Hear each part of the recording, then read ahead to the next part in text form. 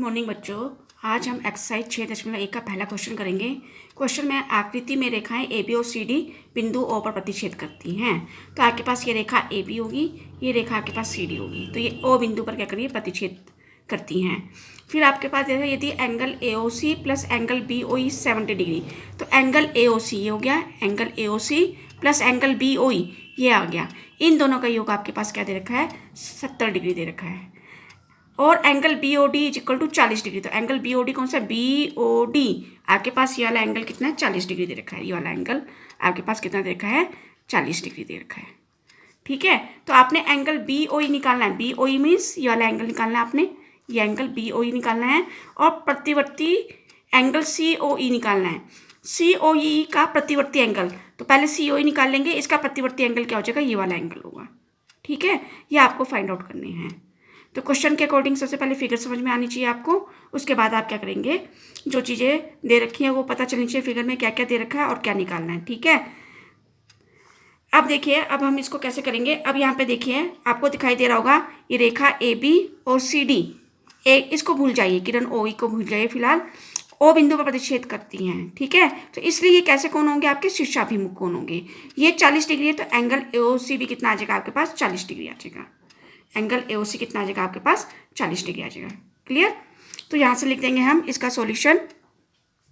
Angle A O सी बराबर angle B O D बराबर 40 degree. क्या कारण है, इसका कारण यहाँ लिख देंगे ब्रैकेट में। कैसे कोण है ये, शीर्षाभिमुख कोण, शीर्षाभिमुख कोण। ठीक है, जब दो रेखाएं एक बिंदु पर प्रतिच्छेद करती हैं तो कौन से कोण बनते हैं, आपके शीर्षाभिमुख कोण बनते हैं। तो देखिए यहाँ पे ये ए बी और ये सी डी ओ बिंदु पर प्रतिच्छेद करिए, इसको भूल जाओ, किरण ओ ई को भूल जाइए। तो आपके पास ये कोण और ये कोण कैसे होंगे, शीर्षाभिमुख कोण होंगे। अगर ये 40 डिग्री है तो ये भी कितना होगा, 40 डिग्री। तो ये मैंने बता दिया। तो यहाँ से आपको एंगल ए ओ सी कितना आ गया आपके पास, 40 डिग्री। ठीक है, अब आपके पास आपने एंगल बी ओ ई निकालना है। अब angle A O C plus angle B O E is equal to 70 degree given है आपके पास। Angle A O C plus angle B O E बराबर 70 डिग्री। ये क्वेश्चन में क्या है, आपके पास दिया है। ठीक है, क्वेश्चन में गिवन है आपके पास। अब एंगल ए ओ सी आपने निकाल रखा है, एंगल ए ओ सी की वैल्यू पुट अप कर दीजिए यहाँ पे, 40 degree plus angle B O E बराबर 70 डिग्री। तो एंगल बी ओ की वैल्यू आ जाएगी यहाँ से आपके पास 70 डिग्री, प्लस के 40 को आप इधर लेकर आएंगे तो माइनस का 40 डिग्री बराबर 30 डिग्री। तो एंगल बी ओ ई आपने निकाल दिया, कितना आ गया आपके पास, 30 डिग्री आ गया। ठीक है, अब आपने क्या करना है, प्रतिवर्ती बी ओ ई आपने फाइंड आउट कर दिया। अब आपने प्रतिवर्ती एंगल सी ओ ई ज्ञात करना है। तो प्रतिवर्ती एंगल सी ओ ई को निकालने से पहले आपको एंगल सी ओ ई पता होना चाहिए। तो एंगल सी ओ ई जब आप निकाल लोगे तो इसका प्रतिवर्ती क्या होगा, ये वाला जो एंगल है आपके पास, ये वाला एंगल, ये आपका क्या होगा, प्रतिवर्ती सी ओ ई होगा।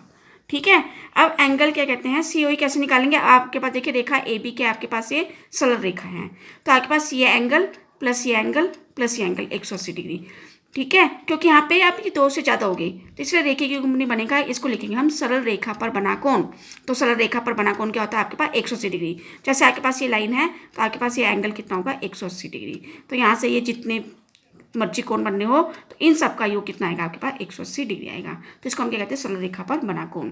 तो इस तरह से दो से अधिक कोण है तो इसको क्या लिखेंगे हम, सरल रेखा, क्योंकि ये आपके पास ये सरल रेखा है। ठीक है, तो यहाँ पे लिखेंगे कौन कौन से, angle A O C plus angle C O E plus angle B O E बराबर कितना, 180 डिग्री। तो इसका कारण क्या आ जाएगा यहाँ पे, सरल रेखा पर बना कोण, सरल रेखा पर बना कोण। ठीक है, क्लियर हो गया। ये रेखा है आपके पास, this angle plus this angle plus this angle कितना हो गया आपके पास, 180 डिग्री। अब एंगल ए ओ सी की और बी ओ की अलग अलग वैल्यू भी है हमारे पास, नहीं तो इन दोनों का योग भी लिख सकते हैं हम, दोनों को इकट्ठा करके, लेकिन निकाल रखा तो जो लिख देते हैं। एंगल ए ओ सी कितना निकाल रखा, 40, तो ए ओ सी की जगह लिखते हैं 40। एंगल सी ओ ई आपको निकालना है, angle C O E plus angle B O E अभी आपने निकालना कितना, 30 डिग्री। ये है ना एंगल बी ओ ई, कितनी वैल्यू इसकी, 30 डिग्री, यहाँ रख दी, बराबर 180 डिग्री। तो एंगल सी ओ ई 40 और प्लस 30 कितना हो गया, 70 डिग्री बराबर 180 डिग्री। अब क्या करेंगे आप, इस 70 को इधर ले आएंगे तो एंगल सी ओ ई बराबर 180 डिग्री माइनस 70 डिग्री बराबर कितना आ गया आपके पास, 110 डिग्री। ठीक है, आपको क्या निकालना है, प्रतिवर्ती ऑफ एंगल सी ओ ई। आपने निकाला क्या, अभी ये वैल्यू निकाली है, एंगल सी ओ ई ये निकाली है आपने। ठीक है, ये एंगल सी ओ ई है, ये एंगल क्या आपका सी ओ ई। आपको प्रतिवर्ती, तो प्रतिवर्ती ऑफ एंगल सी ओ ई क्या आएगा, ये वाला, ये आपके पास क्या है, प्रतिवर्ती of angle C O E. ये आपको क्या करना है, निकालना है। तो क्या करेंगे आप, ये पूरा एंगल कितना हो गया, ये 360 डिग्री। तो 360 डिग्री में से एंगल सी ओ ई निकाल देंगे, वो क्या आएगा, क्या प्रतिवर्ती एंगल सी ओ ई।